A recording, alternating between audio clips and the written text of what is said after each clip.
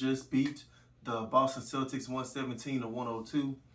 I'm sorry I missed the last recap due to my phone being broke. Unfortunately, had to get that had to get the screen repaired.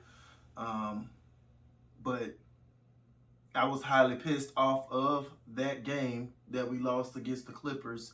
Um, our hated rivals in the Staples Center, and in the fashion that we lost, with especially without them not having Kawhi Leonard, man. That killed me. We have three superstars on our team, and basically the only star that they had was Paul George, and we were in a dogfight. It shouldn't even been that close to begin with, and the inability to close it out. Luke Kennard hit those dagger threes at the end. Um, Laker Nation was just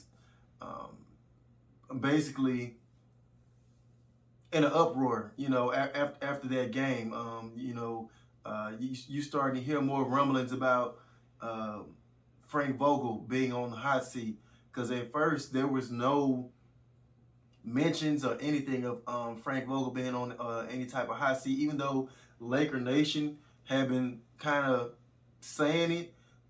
The media has now kind of been pushing it after that game, after that loss.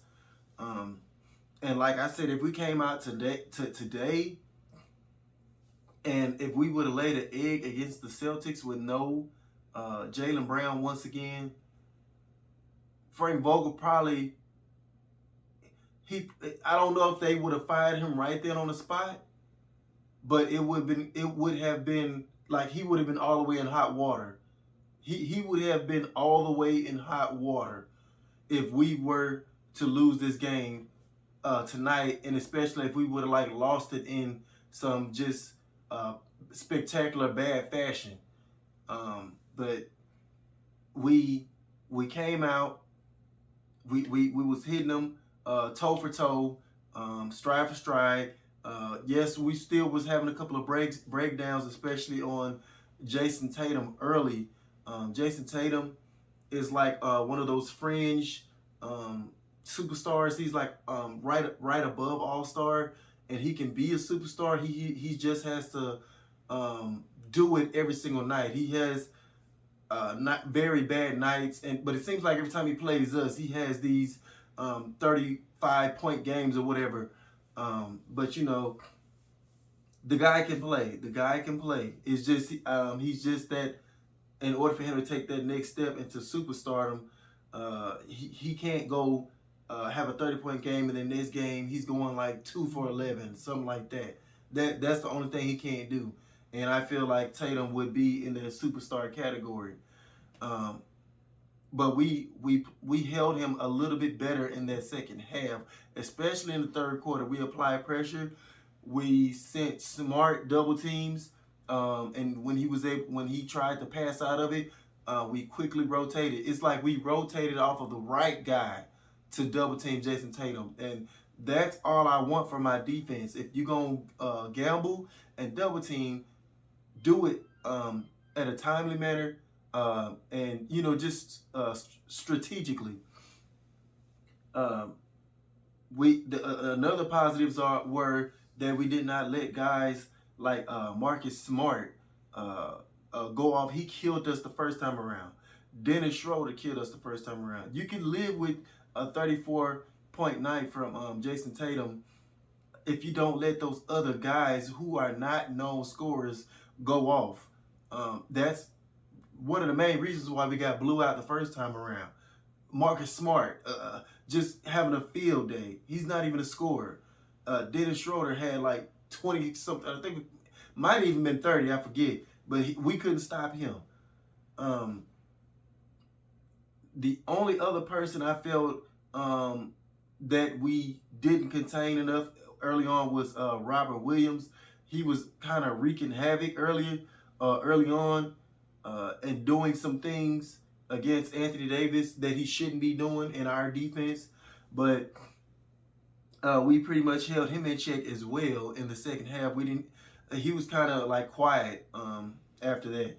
But other than that, great defensive game plan tonight. We only gave up 102, which is considered great in today's era of the NBA. Uh, LeBron James was once again spectacular. 30 points, 5 assists, 13 or 19 from the field. Now, I want to touch on LeBron for a minute. David, I've been hearing people trying to break down whether or not uh,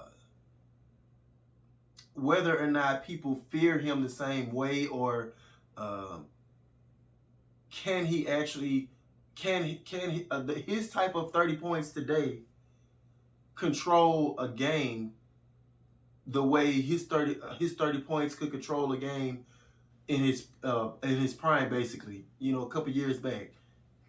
Because there's different types of 30 points. We all know that. Somebody can come off the bench and score 30 points, but still can't control a game as better than your superstar with 30 points. So there's differences. And I would say, yeah, he might be. There might be a slight slippage there as far as being able to fully dominate and control a game. But that's okay. That's okay. Because he shouldn't have to. That's the point. He should not have to. Especially when you have guys like Anthony Davis, Russell Westbrook, Carmelo Anthony, Rajon Rondo, Malik Monk, THT. LeBron James should not have to go domination mode every single night. His points is not coming like with brute strength in the paint. I'm dunking over you every single time. It's not like getting the crowd hyped. Instilling fear into the opposing team's bench or whatever it is. By just dunking on them or somebody, or demoralizing their team. He's not doing that as much anymore, but I feel like he's still in that category where he can still control a game, but just not at that fearful, dominant type of way. So it may not be what people. It may not be the sexy style, but it's still effective. So that's my 2 cents on that situation. THT better tonight, 12 points. I still need him to knock down those 3-point shots. That missing those 3-point shots is what kind of brings his field goal percentage down. He was 0 for 5 from the 3-point range. You have to knock down those 3-point shots. I've been hard on him only because I know that the talent is there, and I feel like at times, he's become a little too passive, or like trying to fit in instead of just playing. But regardless of any of that, if you're wide open and LeBron or Russell Westbrook or whoever gets you an open shot from the 3-point line, you have to knock more of those down. You can't. You just cannot go 0 for 5 from the 3-point line. But a decent game in that starting lineup. I was pleased with the starting lineup with Anthony Davis at the center, LeBron at the 4. You had Horton and Bradley in the backcourt, and Russell Westbrook at point guard. But if I would change anything, I would probably put Malik Monk in for Bradley, because Bradley's offense is just really not there, and it hasn't been there for quite a while. He might surprise us here and there with a good scoring night, but if he's not locking down completely defensively, then I would prefer to go with Malik Monk in that shooting guard role. If Avery Bradley can lock up opposing team's shooting guard, he can stay. That's my 2 cents on that. So we just have to monitor that, going forward on how well Bradley can lock down his man, if he's deserving of that starting spot. Wayne Ellington came in and knocked down a couple of threes. He's been shooting a little bit better as of late. Howard came in, gave us some hustle, 4 points, 8 rebounds, in a block. So better overall team effort tonight. I liked what I saw, man. I liked what I saw. Even though the Celtics were undermanned without Jaylen Brown, I still like what I saw because as y'all seen, we completely got wiped off the floor without Jaylen Brown the last time. So I'll take it. We're currently, I think we're tied at the 5th spot with the Clippers.